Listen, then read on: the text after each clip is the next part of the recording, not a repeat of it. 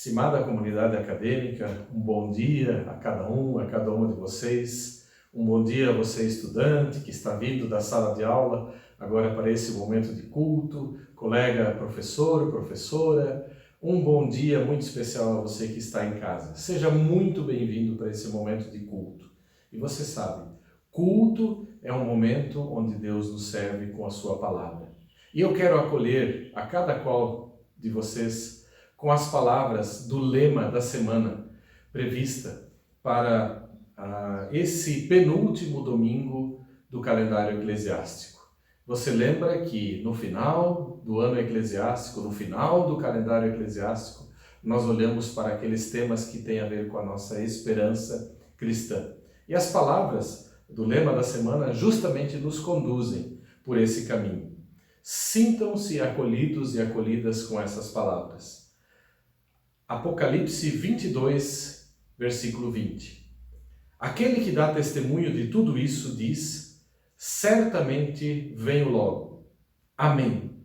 Vem, Senhor Jesus.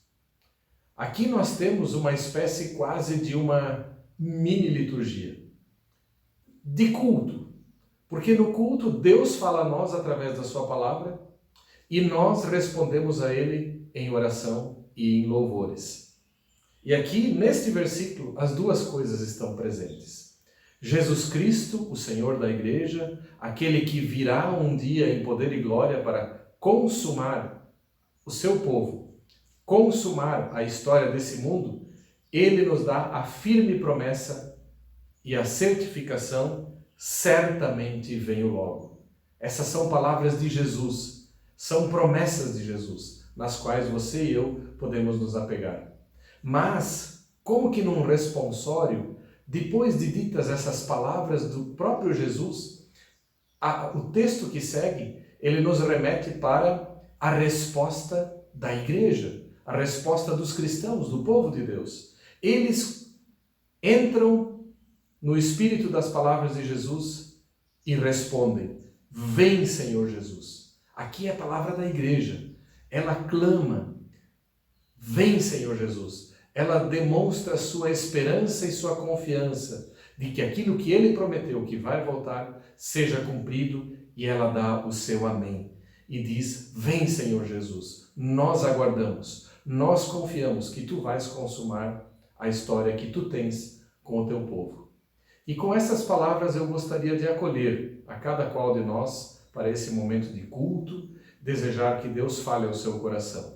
E desejar que você também entre nesse espírito de fim de calendário eclesiástico, que você lembre que nós temos uma viva esperança e de que você também se una ao clamor, à oração e ao desejo profundo de tantos irmãos e irmãs ao longo desses 2 milênios que a plenos pulmões disseram: vem, Senhor Jesus, que depositaram nele as suas esperanças. Nós queremos colocar esse momento agora na presença de Deus, em uma palavra de oração. Eu convido você a silenciar um instante e aquietar o seu coração. Querido Deus e Pai, muito obrigado por esse momento de culto, muito obrigado porque podemos ouvir a Tua palavra, muito obrigado pela esperança cristã que marca as nossas vidas, que dá um horizonte maravilhoso para o nosso futuro.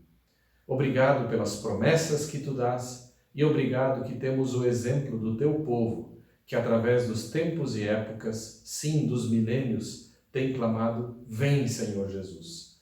Nós queremos nos unir a esse clamor e desejar: sim, Senhor, vem, volta logo, consuma a vida da Tua igreja, consuma as nossas esperanças, leva o destino e a história desse mundo ao alvo que Tu mesmo tens. E nós em tudo isso, Senhor, honramos e glorificamos o Teu nome, porque Tu és o Senhor do universo. Tu és o Deus Todo-Poderoso. Tu enviaste Teu Filho para morrer por nós e nos inserir no Teu futuro maravilhoso. Muito obrigado que a esperança do Teu reino, da consumação, faz parte da nossa fé, e que nesse momento nós podemos fortalecê-la.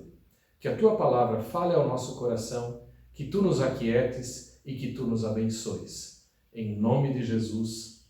Amém.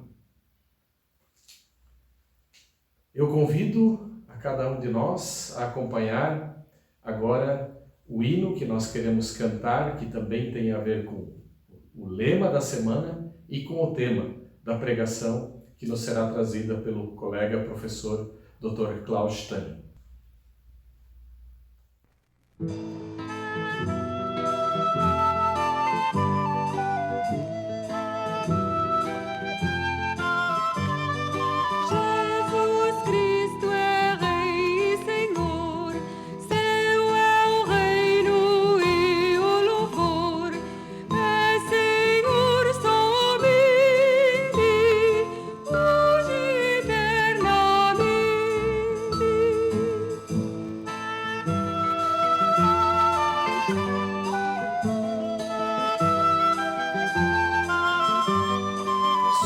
Chegar o dia final para o mundo com seu mal, nós aos pés de Cristo confessaremos isto. Jesus Cristo é Rei e Senhor, seu é o reino e o louvor, é Senhor somente.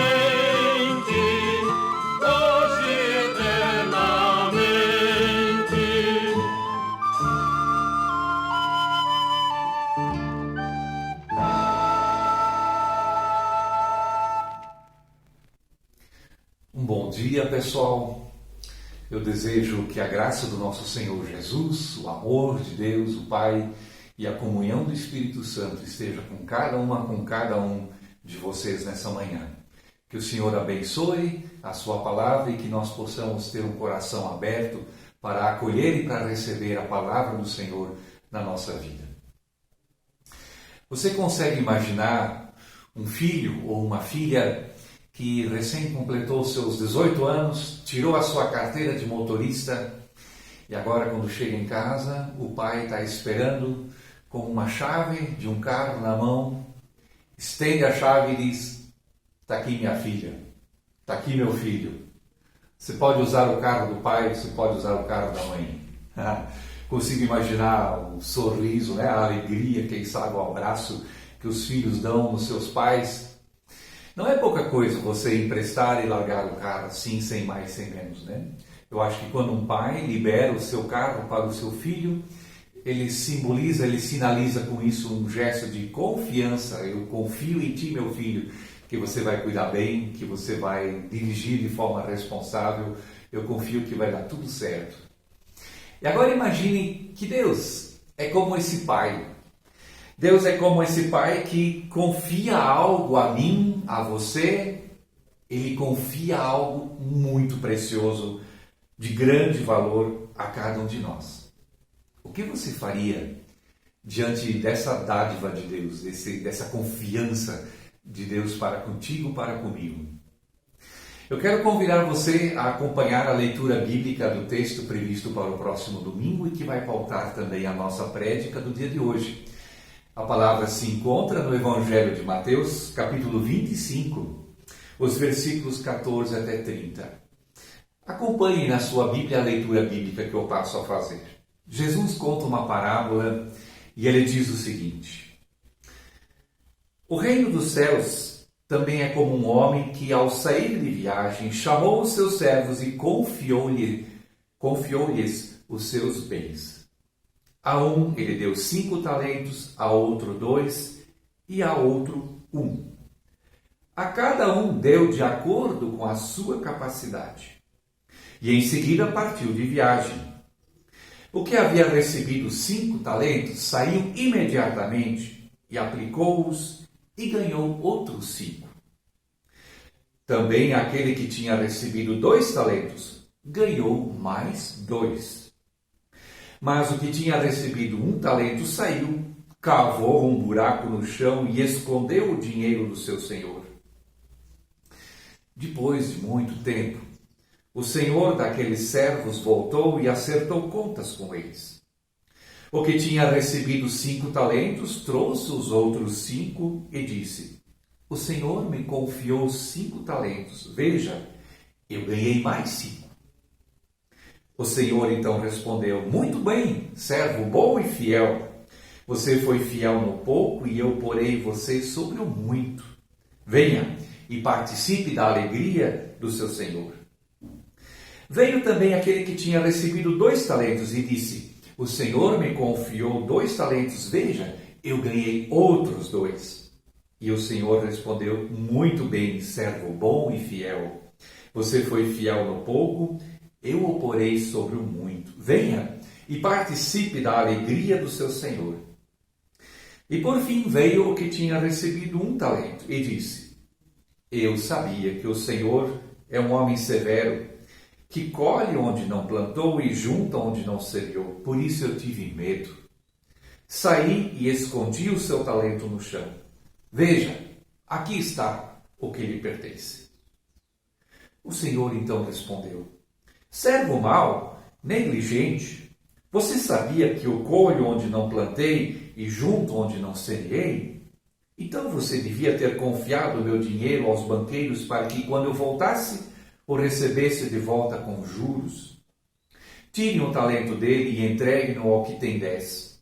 Pois a quem tem, mais será dado e terá em grande quantidade. Mas a quem não tem, até o que tem lhe será tirado. E lancem fora o servo inútil nas trevas, onde haverá choro e ranger de dentes. Até aqui a palavra do nosso Senhor. Essa história de Jesus, na forma de uma parábola, nos revela e nos mostra que grande confiança que este homem, ele também é chamado de Senhor, tem em seus servos. Este homem deposita na prática todo o seu patrimônio nas mãos desses 3 servos. Ele é um homem rico, portanto, um homem que tem muito dinheiro. A importância do seu patrimônio, se a gente fosse comparar, equivale a cerca de em torno de 150 anos de trabalho, de salário, né? O salário que você recebe aí ao longo de 150 anos é a fortuna que ele agora distribui, confia aos seus servos. Aquele que tinha recebido 1 talento, aquele 1 talento equivaleria a em torno de 16 anos de salário. Então, o salário de 16 anos de trabalho equivaleria àquele 1 talento que ele recebeu. Portanto, queridos, ele distribui de uma forma bacana. Todos recebem bacana, um bom dinheiro. E depois que ele distribui e confia o seu patrimônio aos seus servos, ele se ausenta do país. Confia o seu próprio patrimônio aos seus servos. O fato de ele confiar o seu patrimônio aos seus servos e o fato de também isso implicar em um alto valor relativiza, na realidade, o fato de que um servo recebeu 5, o outro 2 e o outro 1 talento, né? Não é aqui a questão de quanto que cada um recebe. De fato, o Senhor, de forma alguma, é mesquinho, de forma alguma, ele trata os seus servos com desconfiança. Pelo contrário, o Senhor, ele trata os seus servos com sabedoria, porque ele confia a cada um dos seus servos conforme a sua capacidade. Então ele age de uma forma justa, ele não exige dos seus servos além daquilo que eles talvez podem administrar. E ao longo de toda essa parábola que Jesus conta, este homem, que também é chamado de Senhor, ele é caracterizado como aquele que é o doador, como aquele que confia, como aquele que dá boas dádivas. O verbo didomi nós encontramos aqui no grego, né? E os servos, palavra grega que é a palavra doulos, quer dizer os escravos na realidade desse Senhor, são aqueles que recebem a dádiva, o patrimônio e a confiança de seu Senhor. Uma observação bem importante aqui no nosso texto. Até o versículo 24, todas as vezes que é mencionado que os servos eles recebem alguma coisa, esse verbo ele está no grego no particípio auristo. Isso significa que eles receberam o valor, o patrimônio para administrar, para gerirem aquele dinheiro, né? Mas a partir do versículo 24, quando fala de receber, esse verbo no grego ele está no particípio perfeito. Isso significa que justamente esse terceiro servo que recebe ali o dinheiro, ele o recebe no sentido de agora possuir aquele dinheiro. Ele se adona daquele dinheiro. Ele se vê como proprietário daquele dinheiro. Isso fica, por exemplo, bem evidente no verso 25, aqui no final do nosso texto, né? Ele devolve o dinheiro ao seu senhor com as palavras: aqui está o que te pertence, né? Esse pertencer é como se ele tivesse sido dono daquele dinheiro. O Senhor, ele confiou em seu servo. Ele está disposto a correr riscos com os seus servos. Afinal, ele deu plena liberdade para cada um deles. O servo, porém, esse terceiro servo, olha para o seu senhor com desconfiança e não quer correr risco algum. Eu fico pensando o que o Senhor Jesus quis dizer com essa parte da parábola, com essa grande confiança que o Senhor tem para com os seus servos. Eu creio que o Senhor Jesus, ele contou essa parábola aos seus discípulos e, portanto, ele contou essa história também para nós, para mim, para você. E quando a parábola inicia com essa ênfase nesse Senhor que confia de uma forma assim plena, de uma forma total nos seus servos, né? Delega a eles, aposta neles, eu fico pensando, o Senhor Jesus, o nosso Deus, Ele confia plenamente em nós, em mim, em você, em sua igreja. E Ele também nos confiou boas dádivas, talentos. E quando nós olhamos um pouco mais adiante, ainda no contexto do Evangelho de Mateus, no capítulo 28, nós vamos perceber que justamente essa grande riqueza, essa dádiva preciosa que o Senhor confia a cada um de nós, não é outra coisa senão o próprio Evangelho. A tese de número 62, que Martim Lutero apregoou ali nas suas 95 teses, né? A tese 62 diz: o verdadeiro tesouro da igreja é o Evangelho da graça de Deus. Então, a parábola inicia convidando a você e a mim a sermos servos ativos, a percebermos que nos é confiado uma dádiva e um patrimônio. O Evangelho nos é confiado. E a pergunta que aqui eu quero deixar para mim e para você: o que nós temos feito, o que você e eu temos feito com o Evangelho de Jesus? O que nós temos feito com o Evangelho de Jesus? E agora vem a segunda coisa importante nessa história de Jesus.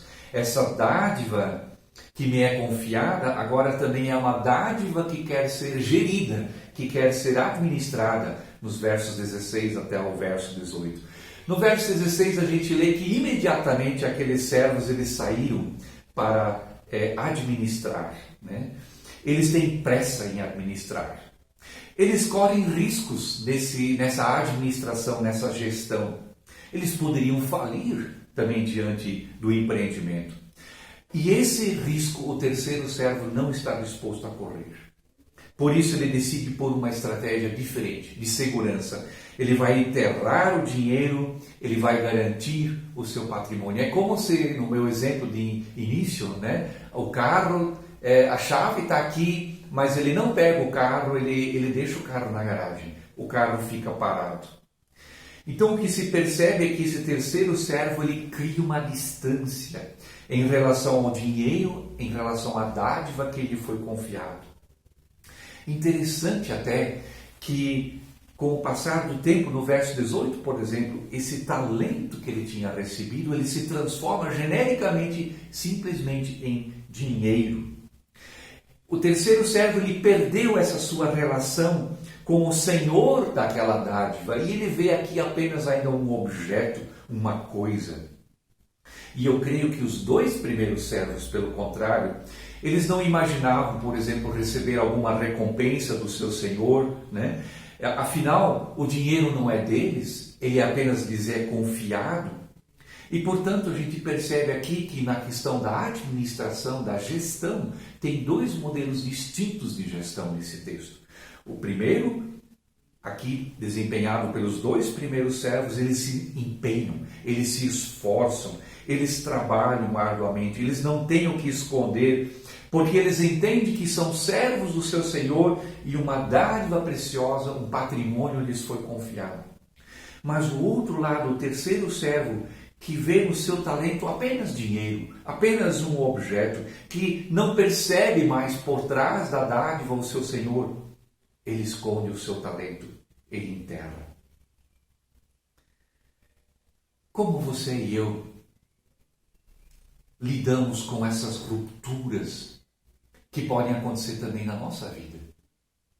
Onde a gente não reconhece mais o Senhor por trás da dádiva, o Senhor que está por trás do Evangelho, né? E talvez até no nosso próprio ministério, no nosso trabalho, na comunidade, a gente aqui cria uma distância entre o nosso ofício, entre o nosso ministério e o Senhor do ministério, o Senhor da igreja. Nós só vemos no fim o ministério e o Evangelho como uma coisa, de forma abstrata, mas não percebemos mais o Senhor. Em outras palavras, será que a gente esconde também o Evangelho, o tesouro? E a parábola termina com uma prestação de contas. Versos 19 a 30. O Senhor, ele volta da sua viagem, depois de um longo tempo ausente, né? Interessante que ele dá muito tempo para os servos. Ele não controla os seus servos, mas ele vai prestar contas, vai pedir contas dele. E agora ele pede a prestação de contas, e nos versos 19 a 23 a gente encontra a prestação de contas dos servos, dos dois primeiros, e ele elogia esses servos. Ele diz: vocês foram bons. Aqui tem um elogio, tem uma confirmação de fidelidade, tem recompensa e tem alegria. E nos versos 24 a 30, o Senhor lida com o terceiro servo. E aqui há uma inversão de papéis, não é o Senhor que pede prestação de contas, mas a linguagem dá a entender como se o servo fosse pedir prestação de contas do seu Senhor, porque parece que ele critica o modo de agir do seu Senhor, ele não concorda com o modo de agir do seu Senhor. Ele diz que ele conhece o seu Senhor, mas na realidade está completamente equivocado. Ele acha que ele é um Deus, um Senhor severo, né? E na realidade esse Senhor, Deus, ele é um Deus de amor. Eu queria que vocês entendessem como final aqui: resistir a um Deus de amor não fica sem consequências. E a história termina com esse terceiro servo sendo reprovado, servo mau, preguiçoso, é lançado nas trevas onde há choro e ranger de dentes. Eu queria que você levasse uma coisa como palavra do Senhor para a tua vida, para o dia de hoje. Decisivo nessa parábola de Jesus não é o resultado final. Não é o quanto você, entre aspas, lucra com a dádiva que te é confiada, com o Evangelho que te é confiado. Mas decisivo é a tua e a minha postura diante desse Evangelho que me foi confiado. Decisiva é a minha relação com esse Senhor que vem. Deus abençoe essa palavra na sua vida. Amém. Queremos agradecer ao colega professor Dr. Klaus Tang pela palavra que ele nos trouxe, pela esperança que inunda os nossos corações, e eu quero convidar a cada um de nós para que a gente acesse o link que está aqui mais abaixo, né? E que nós tenhamos esse momento de comunhão em oração. É um momento onde nós queremos trazer as nossas dores e pesares a Deus, queremos compartilhar as nossas alegrias e queremos fazer isso em comunidade. Então, que Deus te abençoe, muito obrigado pela participação aqui nesse momento de culto e finalizamos esse momento, então, nos reunindo no link aqui descrito. Até mais, vejo você lá.